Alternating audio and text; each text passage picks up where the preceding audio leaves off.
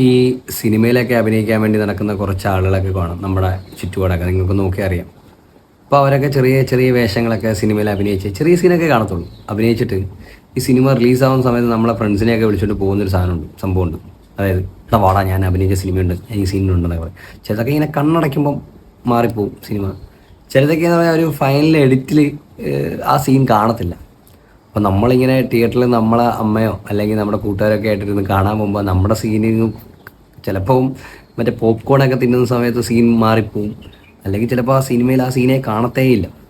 അപ്പോൾ നമ്മൾ സങ്കടപ്പെട്ടിരിക്കുമ്പോൾ നമ്മളെ ആശ്വസിപ്പിക്കാൻ വേണ്ടി പറയും, ഇവിടെ സിനിമയിൽ വന്നവരുടെ ജീവിതം ഇങ്ങനെയാണ്, സിനിമയുടെ ഒരു ഇതങ്ങനെയാണ്, സിനിമ ജീവിതം ഇങ്ങനെയാണെന്നൊക്കെ പറയും.